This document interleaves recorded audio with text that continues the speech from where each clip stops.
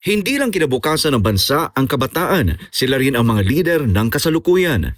Ito ang mensahe sa ginanap na 9th Villar Foundation Youth Poverty Reduction Challenge 2026 sa Las Piñas City, kung saan pinarangalan ang siyam na natatanging youth organizations at 2 special awardees mula sa iba't ibang bahagi ng Pilipinas dahil sa kanilang mga proyektong nakatutulong sa kanilang mga komunidad. Kabilang sa mga kinilalang programa ang pagsusulong ng literacy, environmental protection, disaster response, agripreneurship, food security, mental health advocacy, livelihood projects at volunteerism. Ayon kay Senator Camille Villar, patunay ang mga kabataang ito na ang tunay na pagbabago ay nagsisimula sa komunidad. These organizations may come from many different regions, but they are united by one purpose: to leave their communities better than they found them. Sinabi rin ng senador na sa panahong maraming hamon ang kinakaharap ng bansa, mahalagang maging katuwang ang kabataan sa nation building. To every organization that answered this challenge, maraming salamat po. Daghang salamat. Whether you are receiving an award today or not, your commitment to serving others is already making a huge difference. Samantala, binigyang diin naman ni dating Senator Cynthia Villar na ang kabataan ay dapat suportahan sa entrepreneurship, digital innovation at community service upang makatulong sa pagpapalago ng ekonomiya at pagbabawas ng kahirapan. Mula po ng 2017, isinusulang na ng Villar Foundation ang Youth Poverty Reduction Challenge bilang patunay na ang kabataan ay hindi lamang mga leader ng kinabukasan, sila ay mga leader na ng kasalukuyan. So, hindi kailangan tumanda kayo para maging leader kayo. Mga bata pa, leader na. Gayong taon, mahigit 60 youth organizations mula Luzon, Visayas at Mindanao ang lumahok sa kompetisyon, kung saan siyam ang itinanghal na outstanding organizations matapos suriin ang kanilang originality, sustainability, adaptability at community impact. Patunay ang mga pinarangalang kabataan na sa pamamagitan ng malasakit, inobasyon at sama-samang pagkilos, may mahalagang papel ang kabataan sa paghubog ng mas maunlad at mas matatag na kinabukasan ng bansa. Para sa Diyos at sa Pilipinas kung mahal, Aaron Rojas, SMNI News. Isinailalim na sa malawakang rebisyon ng Multinational Village Homeowners Association ang kanilang bylaws bilang paghahanda sa Homeowners Association elections sa Enero taong 2027. Ayon sa HOA, ito ay bilang pagsunod sa direktiba ng Department of Human Settlements and Urban Development o DSUD upang maging mas malinaw at mas maayos ang pamamahala sa asosasyon. Isa sa pinakamalaking pagbabago mula sa dating 6 na taong panunungkulan ng mga opisyal, magiging 4 na taon na lamang ito, 2 termino na tig 2 taon.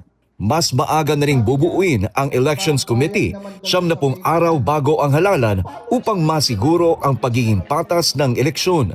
Ang committee kasi dati 1 month before the coming election ay kinikreate na ng board. No? Ngayon, ang instruction do sa IIR ay supposed to be 90 days. Before the election, kailangan na magpa-elect na kami ng aming COMELEC to supervise our HOA election. Tapos yung 2 years, 2 terms. Dati kasi kami 3 years, 3 terms. At 6 years, 3 terms. O ngayon, 2 years, 2 terms na lang kami.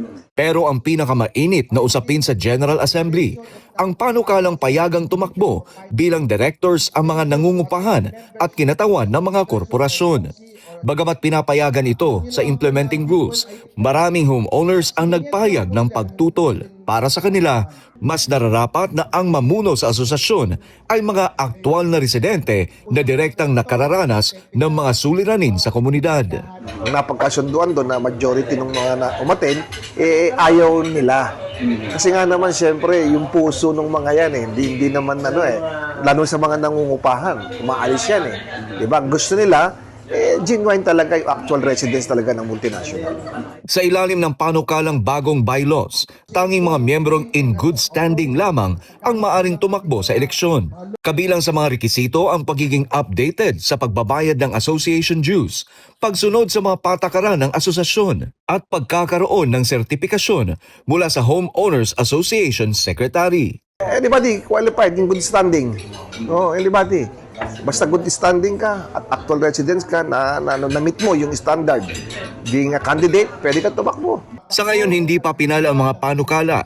Hanggang sa itinakdang petsa ay tatanggap pa ng mga komento at mungkahi ang asosasyon bago ito isumite sa isang referendum kung saan ang mismong homeowners ang buboto kung aprobado o hindi ang mga pagbabago sa bylaws. Kung maaprobahan sa referendum ang mga amyenda, ito ang magiging opisyal na batayan ng halalan ng Multinational Village Homeowners Association. Sa Enero taong 2027, isang eleksyong inaasahang magtatakda ng bagong direksyon sa pamamahala ng isa sa pinakamalaking homeowners association sa Parañaque. Para sa Diyos at sa Pilipinas kung mahal, Aaron Rojas, SMNI News.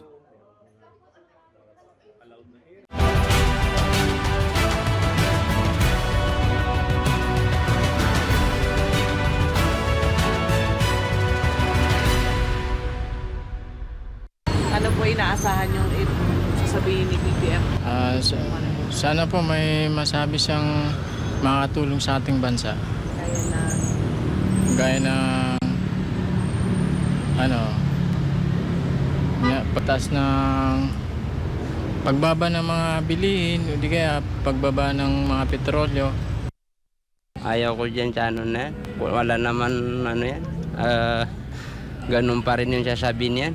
Tapos sa lahat yun nakikita na nakukulong sa mga opisyal na sangkot sa flood control. Hanggang ngayon wala pa rin. Tapos iba yung mga kinukulong nila. Kung may pagbabago ba dun sa mga kaganapan sa Pilipinas, kaya po dun sa mga namamatay na mga estudyante, kung may solusyon ba? Pagbabago, walang korupsyon, walang proof pangako, dapat nasa gawa. Wala akong comment kasi magulo naman ng magulo. Sana po mawala ang kurap. Yun lang po. Sana pababayin niya yung mga bilihin kasi masyado nang naghihirap yung mamamayan dahil sa mahal ng mga bilihin. Huwag niyang i-divert yung issue. Kung anong issue, stick with the issue. Kung ang problema priority DPWH, i-resolve. Yung kay Sara, secondary lang yung issue na yon. Kung nasimulan yung DPWH, i-prioritize. Kasi maraming questionable, nasisirang integrity ng government. At the same time, questionable na yung nangyayari dahil patapos na sana yung paglilitis doon, natigil pa, di ba? So sana ganun. Kung ano yung nasimulan, tapusin muna. Bago tumalo na naman sa ibang bagay na pampagulo lang ng nalilito na yung tao eh. So yun, isa yun. Number 2, kung talagang concern ka sa Pilipinas, i-priority mo ang tinatawag na energy resources.